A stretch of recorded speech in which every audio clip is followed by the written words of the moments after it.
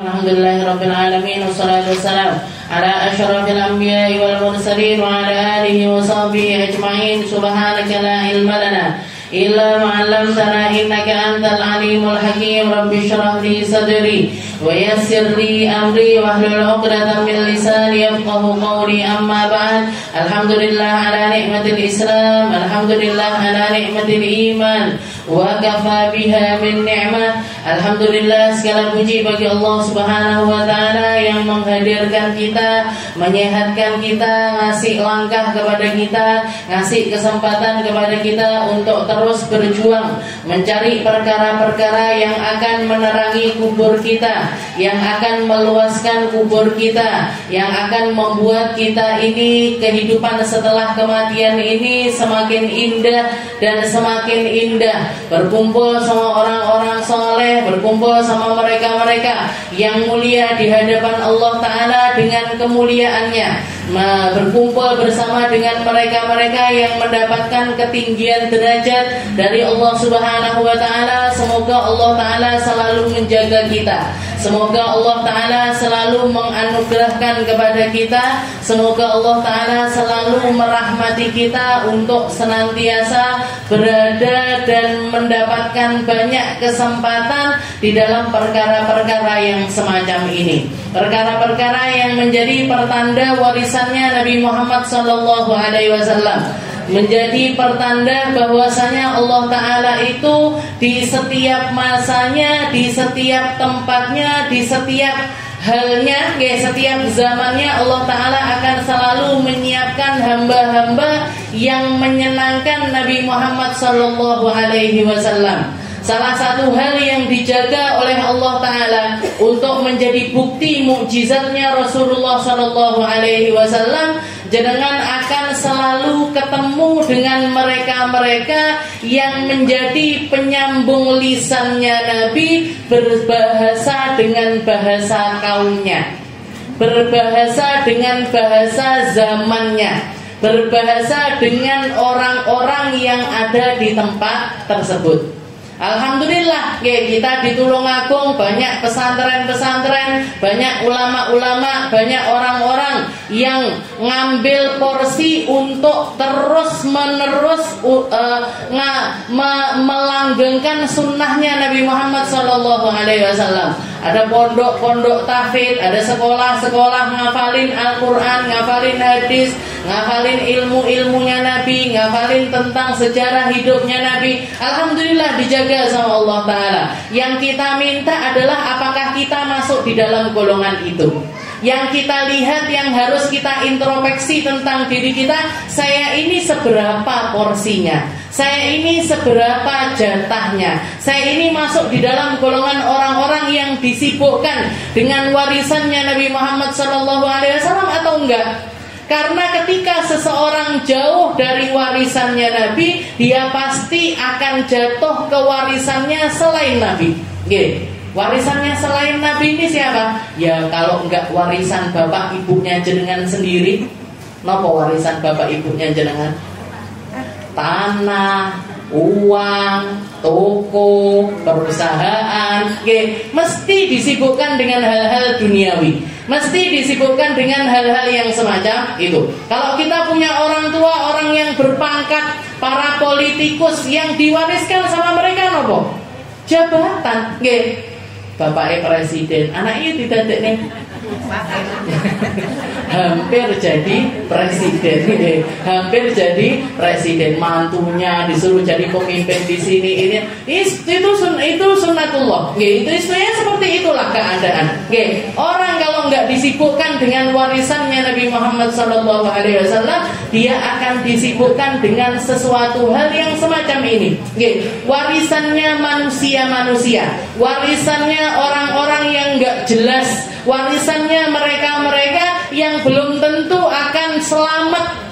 Tapi kalau kita ngambil porsi dari warisannya Nabi, katanya Nabi Muhammad, kullu nasabin wa sababin munqati'un yaumal qiyamah. Semua sebab, semua nasab, semua pernikahan, sebab karena pernikahan akan terputus, illa sababi wa nasabi wa sihri, kecuali sebab yang nyambung sama aku, kecuali nasab yang nyambung kepadaku serta pernikahan yang nyambung kepada Rasulullah Shallallahu Alaihi Wasallam. Itu nggak akan terputus, Bu.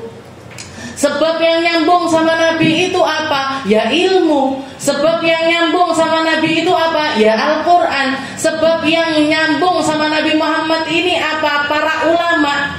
Para ulama, para keturunannya Nabi, orang-orang yang ngambil porsi dari warisannya Rasulullah Shallallahu Alaihi Wasallam. Ini yang akan bikin kita ini dapat jalur, kita dapat tali, kita dapat sambungan sama Rasulullah. Dan kalau orang sudah nyambung sama Rasul, sampai di akhirat nanti sambungan ini nggak akan terputus. Hari di mana Allah Ta'ala mensifatkannya dengan yauma yafirrul mar'u min akhi wa ummihi wa abi wa sahibatihi wa bani. Hari di mana istri lari dari suaminya, anak lari dari orang tuanya, teman lari dari teman yang lainnya, semuanya memilih untuk putus hubungan. Aku nggak kenal sama kamu, saya nggak punya hubungan sama kamu. Bahkan seorang anak akan tega ngomong sama orang tuanya ketika orang tuanya minta, nak, kamu kan banyak kebaikannya, mamah minta satu aja kebaikan untuk nambahi timbangan mamah ini, untuk nambahi kebaikan yang sedang ditimbang sama para malaikat ini, kurang satu, kurang sedikit, siapa yang mau sedekah amal? Kata anaknya, nafsi, dewe mah, sendiri mah, saya juga bingung, saya ini nanti amalnya beratan yang mana, saya juga bingung nanti saya selamat apa enggak. Saya enggak minta dilahirkan dari rahimmu, saya enggak minta untuk keluar dari dirimu, saya enggak minta untuk dirawat oleh kamu. Tega anak-anak itu ngomong seperti itu kepada orang tuanya. Ketika apa? Ketika satu sama lain enggak punya sebab-sebab yang nyambung sama Rasulullah. Didik anaknya nggak pakai didikannya Rasulullah, numbuh kembangkan anaknya nggak pakai ajarannya Rasulullah, nggak dikenalkan sama Nabi Muhammad, nggak dikenalkan sama Allah, nggak dikenalkan sama Al-Quran, nggak dikenalkan sama warisannya Rasulullah Sallallahu Alaihi Wasallam. Mungkin Allah Ta'ala jaga kita, jaga anak kita, jaga keluarga kita, jaga orang-orang yang kita sayangi, agar jangan sampai tuhram, jangan sampai diharamkan dari segala kebaikan warisannya Rasulullah Sallallahu Alaihi Wasallam. Kita lanjutkan pembahasan kita masih di dalam kitab Khuluquna. Kalau jenengan kitabnya pakai yang terjemahannya Ustazah Harimah Lidrus, kita sampai di halaman 16. Kalau jenengan pakai kitab yang baru, jenengan ada di halaman 24 atau terjemahannya di halaman 25. Di situ sampai kepada perkataan qala al-muallif rahimahullah ta'ala wa nafa'ana bihi bi ulumi fid dharain amin wa la yamna'una i'tida'uhum 'alaina min al-ikhlas fi an-nushi lahum wa isda'il ihsan ilaihim. Kalau pertemuan sebelumnya kita bahas tentang jangan pernah berharap kebaikan orang untuk kita. Kalau kita berbuat kebaikan ya berbuat aja. Kalau kita ngomong baik ya ngomong baik aja. Kalau kita menghadiahkan sesuatu kepada orang lain ya hadiah aja. Gak usah ngarep-ngarep dibahas. Karena berharap sama manusia itu adalah sesuatu yang paling lemah dan sesuatu yang paling bikin nelongso. Jangan pas deket-deket hari ulang tahun ngarep-ngarep ini di dalam hati, engko hadiah teko bojoku apa yo? Nanti hadiah dari anakku apa ya? Aku disurprisein apa sama teman-teman? Tiba enggak enak, lupa semuanya sama ulang tahunnya kita, lupa sama hari lahirnya kita. Ngenes sama boten? Sudah dari bangun tidur apa ya? Habis isu-isu, terus dandan cantik-cantik. Ya tanggal berapa ini? Ya deloken tok kalendernya. Apa ya? Tanggal apa ini? Hari apa? Nggak ngerti ternyata, lupa. Nelongso Bu. Jadi ngarep sama manusia itu sandaran yang paling lemah, nggih. Kayak jenengan nyandar sama kapas, nggih. Kayak jenengan nyandar sama kapas ambruk, nggih. Gak akan ada nilainya dan sakit di dalam hati. Nggih. Makanya salah satu ajarannya Nabi Muhammad SAW, kalau jenengan berbuat kebaikan berbuat aja. Kalau jenengan bertutur yang baik aja. Gak usah ngarepin balasan dari orang lain. Yang penting saya baik, yang penting saya gak nyakitin orang, yang penting saya lurus nyari ridhonya Allah Ta'ala. Gak usah noleh kanan, gak usah noleh kiri. Gak usah noleh kanan, gak usah noleh kiri. Gak usah ngejipne orang. Kalau saya mau berangkat ngaji, tak nunggu jemputan dari teman saya yang itu. Tiba-tiba koncone ndak budal. Akhirnya nggak ngaji. Kalau dia ngaji, saya yang ngaji. Kalau dia nggak ngaji, I am sorry, saya juga nggak mau ngaji. Ini nautkan diri kita dengan orang lain ini sesuatu yang paling lemah. Ini sesuatu yang paling lemah. Harus dikuatkan. Yang bisa nguatin siapa? Ya diri kita sendiri. Yang bisa motivasi kita siapa? Ya diri kita sendiri. Makanya luruskan tujuan kepada Allah Ta'ala, jenengan akan dikuatkan sekuat-kuatnya. Dan orang-orang mulia itu menjadi mulia karena tempaannya Allah. Orang-orang besar itu jadi besar karena mereka itu dibesarkan dengan ujian-ujiannya Allah. Gak ada ceritanya orang mulia itu hidupnya mulus-mulus aja. Gak ada orang mulia itu gak diuji sama Allah Ta'ala, itu gak mungkin. Orang-orang yang mulia-mulia di sisi Allah Ta'ala, cobaan yang hadir di dalam kehidupan mereka juga amat sangat luar biasa. Sangat luar biasa.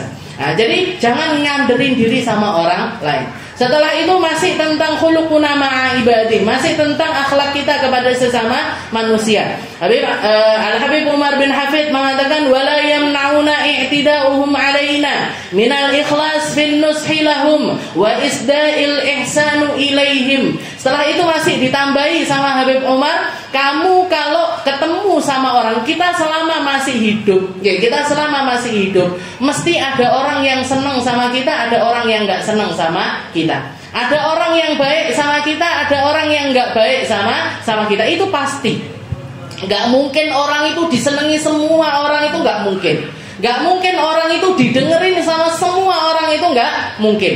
Maka gimana? Kalau misalkan tadi mungkin kalau kita berharap itu mungkin harapannya sama orang-orang yang baik-baik sama kita. Nggak mungkin kita berharap sama mereka-mereka yang nggak baik sama kita. Nah, ini sekarang caranya ngadepi mereka-mereka yang tidak baik kepada kita. Jadi beliau mengatakan wala yamna'una i'tida'uhum 'alaina. Jangan sampai keburukan orang lain itu mencegah kamu untuk tulus di dalam menasehati mereka ataupun juga berbuat baik kepada mereka. Jangan sampai karena keburukan orang tersebut itu bikin kamu ini tercegah, bikin kamu ini enggak mau, bikin kamu ini ogah-ogahan di dalam menasehati mereka ataupun juga berbuat baik kepada mereka. Misalkan jenengan punya tetangga 10. Dari 10 tetangga ini yang 5 baik sama jenengan, yang 5 enggak baik sama jenengan. Jenengan mantu sing tak undang sing apik-apik tok. Sing enggak apik-apik enggak tak undang. Mohon maaf, enggak perlu mereka nginjakkan kakinya di rumah saya. Jangan Bu, jangan hadapi keburukan dengan keburukan. Jangan nambahi keburukan dengan keburukan. Kalau jenengan bermuamalah dengan cara yang semacam ini, jenengan sama dia sama aja. Kalau jenengan punya komitmen, dia ngomong kasar, saya juga bisa ngomong kasar. Dia menyemooh saya, nyaci maki saya juga 2 kali lipat lebih bisa di dalam ngomong yang semacam itu. Mobal lahirin. Masalah yang harusnya kecil jadi besar. Masalah yang harusnya cuma cukup kita dengan diem, senyum, selesai. Tapi karena omongan-omongan yang semacam itu akhirnya jadi tambah besar dan tambah besar. Jadi beliau mengatakan wala yamna'una i'tida'uhum alaina minal ikhlas fil nushi lahum wa isda'il ihsan. Jadi yang perlu kita luruskan itu diri kita sendiri. Oke. Ingat Allah Subhanahu wa taala mengatakan di dalam Al-Qur'an wa kulluhum atihim yaumal qiyamati farda. Oke. Semua manusia ini nanti akan ada waktunya mereka datang kepada Allah taala itu sendiri-sendiri. Amal sendiri-sendiri. Jenengan baik-baik untuk diri sendiri. Jenengan buruk-buruk untuk diri jenengan sendiri. Oke. Jadi ketika kita baik, kita itu sedang baikin diri kita sendiri. Ketika kita berbuat enggak baik, itu kita sedang mencederai diri kita sendiri, sedang menghinakan diri kita sendiri. Jangan dikira omongan buruk itu nunjukkan kalau yang kita tuju orang ini dalam keburukan. Enggak, itu nunjukkan kalau kita ini orang yang buruk. Oke. Kalau kita melakukan keburukan kepada orang lain, itu bukan berarti orang yang kita tuju ini orang yang buruk. Enggak, tapi yang pasti kita adalah orang yang buruk ketika kita melakukan hal yang semacam itu. Jadi dewe-dewe sendiri, fokuslah hidup itu dengan keadaan benahi diri kita sendiri, itu sudah sangat mencukupkan kehidupan kita dari sibuk dengan orang lain. Wa kulluhum atihim yaumal qiyamati farda. Bahkan para ulama mengatakan manusia ini datang ke dunia sendiri, keluar dari dunia sendiri, dibangkitkan dari kuburan sendiri, ketemu sama Allah Ta'ala juga sendiri. Oke. Jadi kita lahir, ada orang lahir bareng-bareng. Oke. Ya kalau kembar bareng misalnya, tapi nggak mungkin brojol dus dua, itu nggak mungkin. Oke. Yo satu dulu dikeluarkan sama bidannya, nanti lewat beberapa menit baru keluar lagi yang kedua. Di sesar pun juga gitu, keluarkan satu, habis itu yang satunya nggak brek, ayo diangkat dua. Gak ada. Oke, manusia ini keluar sendirian, mati nanti juga sendirian, masuk ke kuburan sendirian. Jangan tanya itu siapa dari orang-orang yang mengatakan aku nggak bisa hidup tanpamu. Apa artinya aku tanpamu? Oke.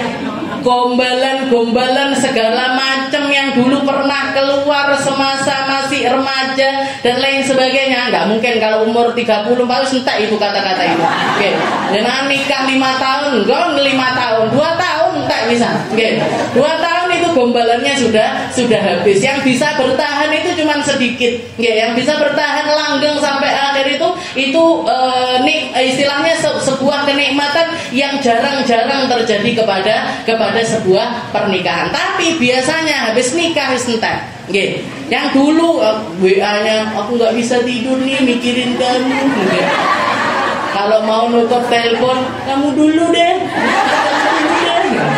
Saya nggak pernah ngalami, tapi pernah melihat itu. Jadi yang omongan kayak gitu, coba salah satunya meninggal, ada yang mau ngikut, ada yang mau aku melok yoan nggone kuburan, nggak ada, dewe sendiri, hidup keluar sendiri, mati sendiri, nanti mempertanggungjawabkannya di hadapan Allah Subhanahu wa Ta'ala juga sendiri.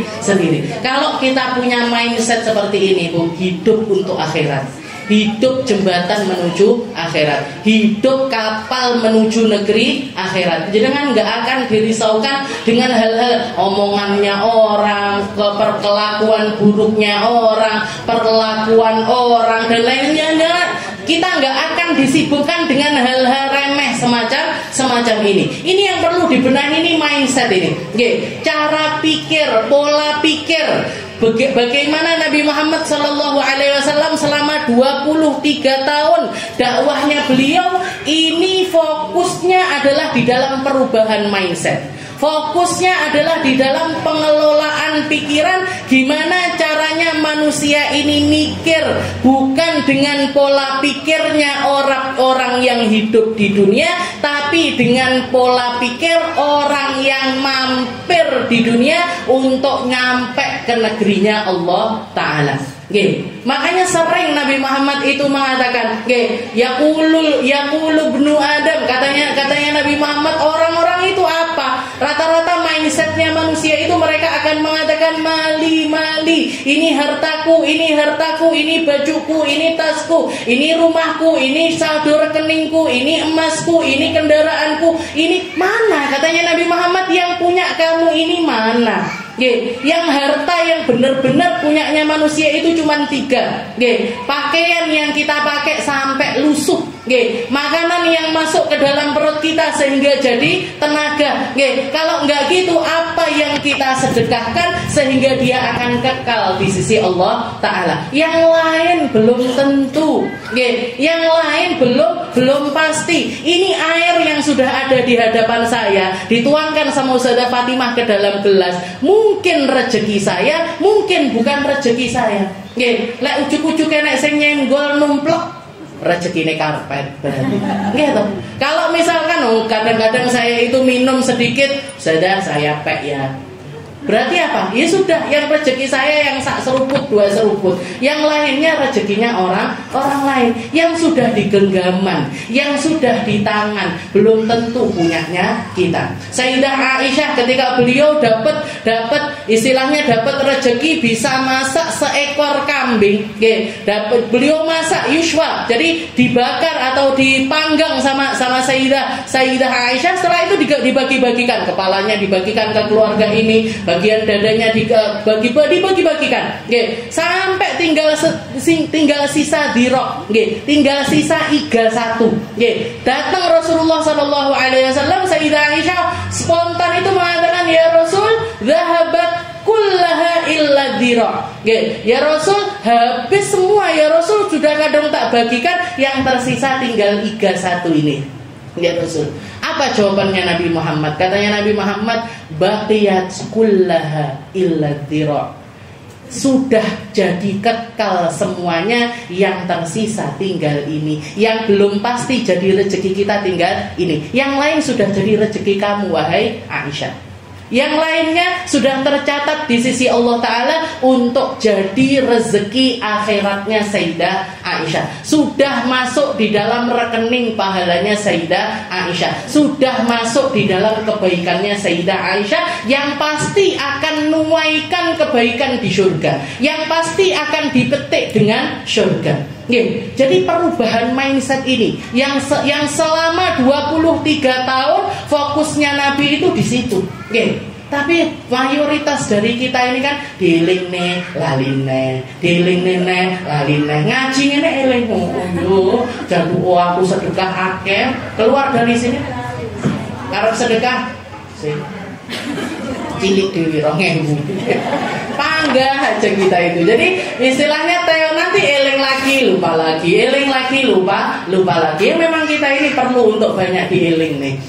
Kita ini memang perlu banyak untuk diingatkan. Jadi ini, kalau kita fokus dengan apa yang jadi tujuan kita, nyampe kepada Allah, nyampe kepada Rasulullah, dekat sama orang-orang mulia, kita tidak akan disibukkan. Jadi hal-hal semacam orang nyakitin kita biasa. Orang ngomongin tentang kita biasa. Orang ngomong di belakang kita biasa. Malah alhamdulillah gugur dosa-dosa kita karena diomongin sama orang tersebut. Tapi juga jangan mancing-mancing omongan. Jangan mancing-mancing keadaan. Rasulullah SAW ketika beliau dikabari ada 2 orang sahabat lagi tengkar di pasar. Rasulullah dikabari ada 2 orang sahabat, yang satu dari Ansar, yang satu dari Muhajir. Mereka tengkar di pasar. Setelah tengkar ini melebar kemana-mana. Jadi yang Ansar mengatakan, ya ahla Ansar, wahai orang-orang Ansar, ayo kita hadapin orang Muhajir yang kurang ajar ini. Orang Muhajirnya juga bilang, orang-orang Muhajir, ayo kita lawan ini orang Ansar yang ngomong gak karu-karuan ini. Jadi bawa kabilahnya, bawa rasis. Jadi masuk ke dalam ranah rasisme yang semacam itu. Berdiri, Rasulullah langsung berdiri dari masjid, langsung diparani, disamperin 2 orang tersebut. yang dinasehati sama Nabi bukan dua orang ini, tapi para hadirin itu dibilang sama Nabi Muhammad, da'hum fa innahum muntinah. Katanya Nabi, tinggalin orang-orang provokator macam mereka ini, karena orang yang semacam ini hanya cuman pengen viral, cuman pengen jadi tukang fitnah, pengen jadi sumbernya fitnah. Tinggalin aja, jangan mau disibukkan dengan hal-hal yang semacam itu. Jadi disakiti orang itu biasa, sakit itu juga biasa, terpuruk itu biasa. Semua orang itu hidup dengan rollingnya kehidupan, dengan perputarannya kehidupan. Gak mungkin orang seneng terus, gak mungkin. Gak mungkin juga orang sedih terus, juga gak mungkin. Kalau kita senang akan ada waktunya sedih, kalau kita sedih ada waktunya senang. Kalau kita berbuat baik sama orang lain dibalas dengan kebaikan, itu rezekinya kita. Kalau kita berbuat baik sama orang kok dibalas dengan keburukan, itu ujian buat kita. Itu ujian buat kita. Kita bakalan naik tingkat apa enggak? Kita bakalan tambah mulia atau enggak? Kita bakalan diangkat derajatnya atau tidak? Jadi fokuskan sama hal tersebut. Jangan mau wa kulluhum atihim yaumal qiyamati farda. Semua orang itu bakalan datang kepada Allah Ta'ala itu sendiri-sendiri. Gak ada yang nulungi. Yang mampu nulungi kita, yang mampu menyelamatkan kita, yang paling utama adalah dan ini mesti, yaitu Nabi kita, Nabi Muhammad Sallallahu Alaihi Wasallam. Ikuti aja apa yang dikatakan sama Nabi. Makanya seringkali Rasulullah juga mengatakan kepada mereka-mereka yang tersakiti, mereka-mereka yang terpuruk, mereka-mereka yang sedang putus asa dengan dosanya, dengan keburukannya, dengan kesalahannya. Katanya Nabi Muhammad, isbiru hatta tulqu alayya indal hud. Katanya Nabi Muhammad, yang sabar ngadepi kehidupan, yang sabar jalanin kehidupan, yang sabar jalan menuju Allah Ta'ala ini memang berliku, berduri, sulit. Harus sabar, harus nahan emosi, harus mikir dengan pikiran yang baik, harus meluruskan niat, diulang lagi, meluruskan niat, diulang lagi, meluruskan niat, istiqomah sholat, istiqomah puasa, istiqomah sedekah, istiqomah di dalam melakukan kebaikan. Tapi katanya Nabi Muhammad, isbiru, sebentar aja yang kayak gini, ad-dunya sa'ah faj'alha ta'ah. Katanya Nabi, dunia ini sebentar aja. Rugi kalian kalau yang sebentar ini nggak dipakai untuk ketaatan. Rugi kalau yang sebentar ini cerita skenario kalian akan ternodai dengan perkara-perkara yang buruk. Jangan sampai anak kita nginget-nginget, oh mamahku itu ya kalau dilokne uang gending ngelok nih. Mamahku itu ya kalau diburukin orang dia berbuat 2 kali lipat lebih buruk ya. Ini akhirnya jadi berarti apa? Kita nodai skenario kehidupan kita sendiri. Kita yang jelekkan nama baik kita sendiri, karena itu yang nancep di dalam dirinya orang banyak. Itu yang akan nancep di dalam orang-orang yang sekitaran kita. Oh, mama saya itu sosok seperti ini, begini. Dia itu orang yang kayak gini. Dia itu kalau sholat ibadahnya itu begini, zikirnya itu begini, kehidupannya itu begini. Itu akan masuk di dalam memori mereka. Itu yang akan jadi kenangannya mereka. Kalau kita ninggalkan baik, kita akan dikenang dengan baik. Kalau kita ninggalkan buruk, yang dikenang juga buruk.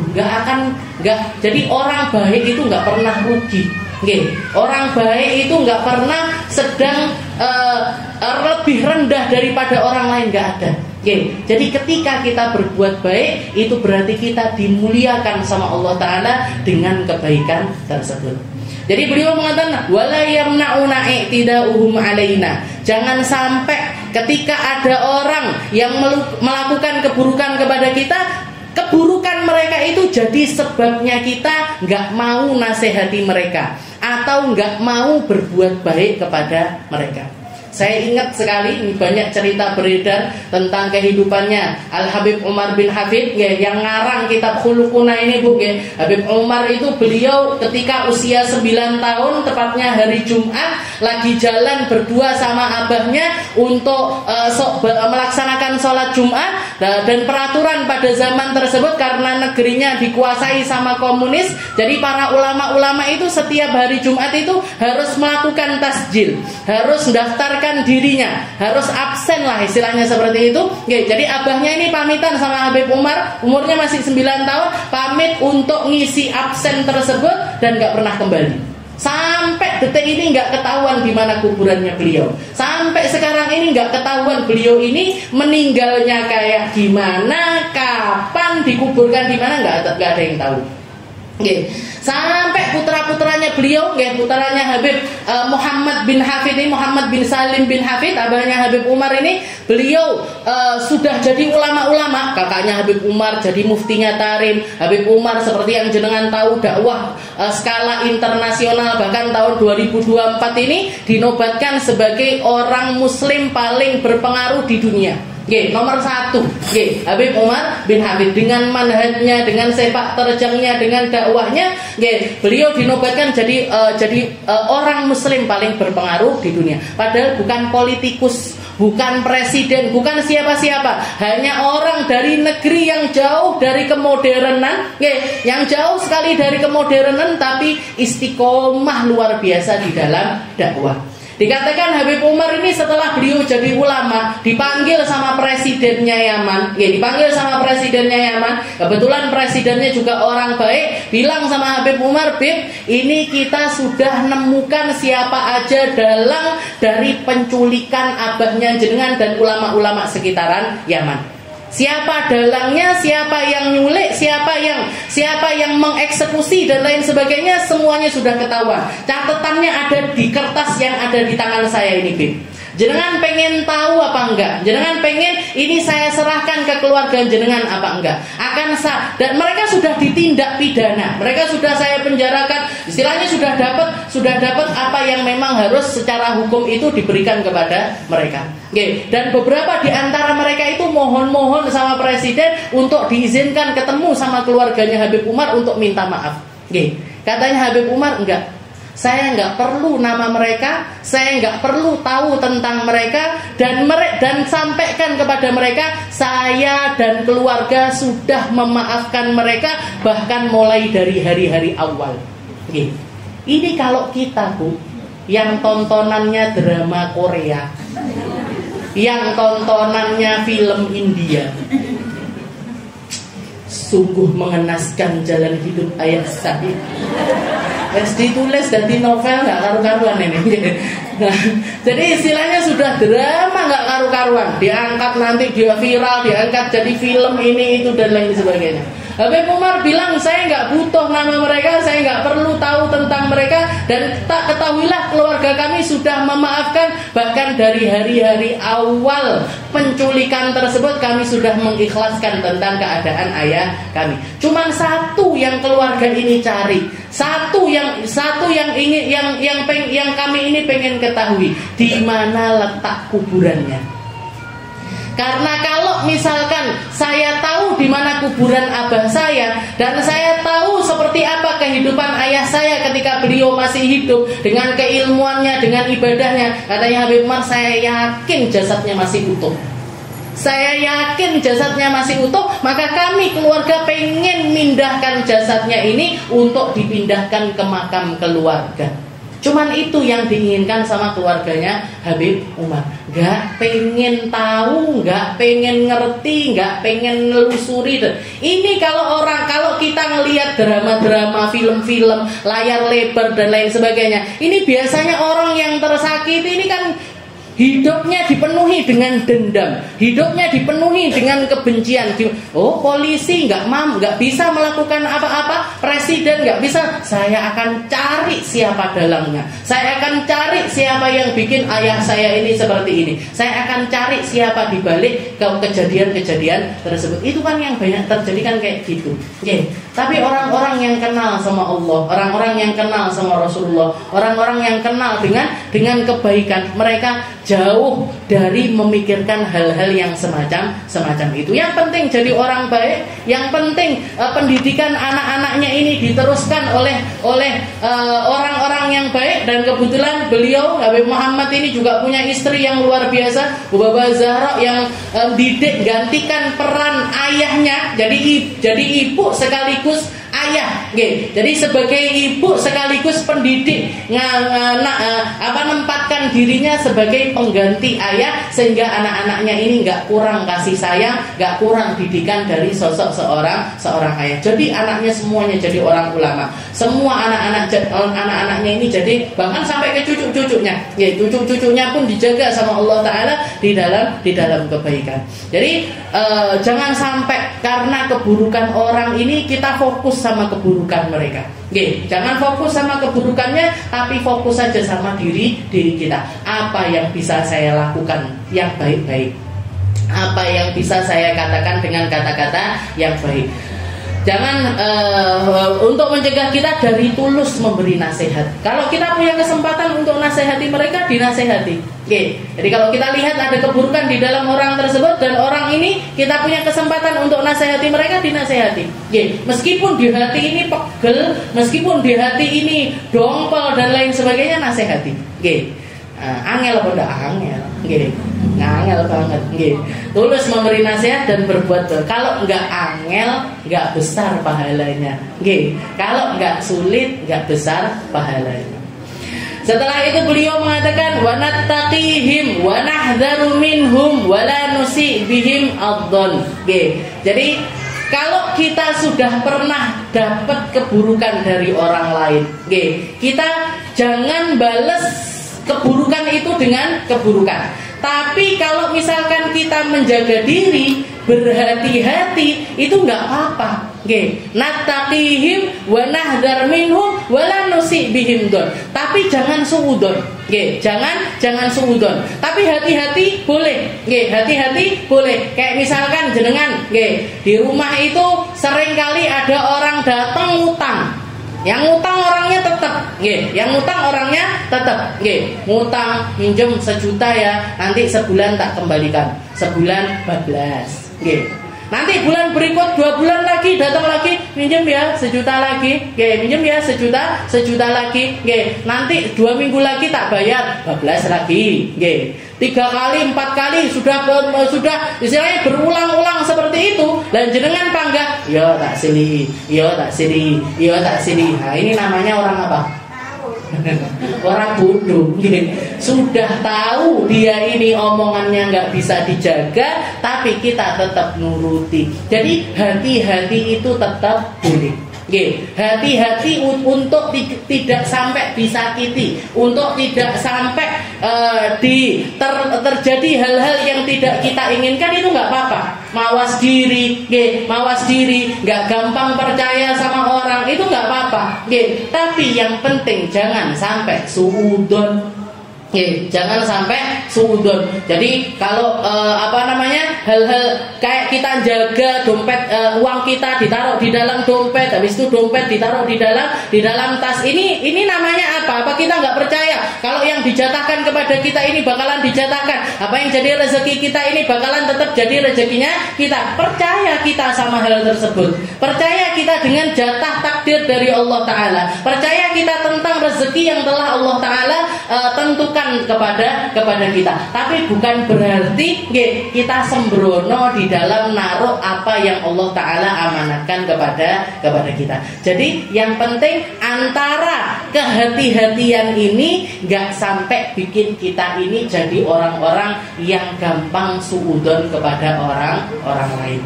Jadi jangan udah pernah dapat masalah, kena masalah sama temennya yang ini, kena masalah sama temennya ini, kena masalah sama temennya yang ini. Kita nggak pengen hal yang semacam itu terulang lagi. Ya tetap kita baik, kalau ketemu disapa, kalau sakit kita endangi, kalau misalkan lebaran kita saling silaturahmi, itu yang seperti itunya tetap. Tapi kalau mau deket lagi kayak dulu, nggak bisa. Kita jaga jarak sama orang-orang tersebut. Ini namanya hati-hati. Ini namanya berhati-hati. Tapi kehati-hatian itu jangan sampai bikin kita suudon sama orang lain. Wallahu a'lam bishawab. Nuhibbu fillah wa nabghadu fillah, cinta karena Allah dan benci juga karena Allah. Insyaallah kita lanjutkan di pertemuan kita yang selanjutnya.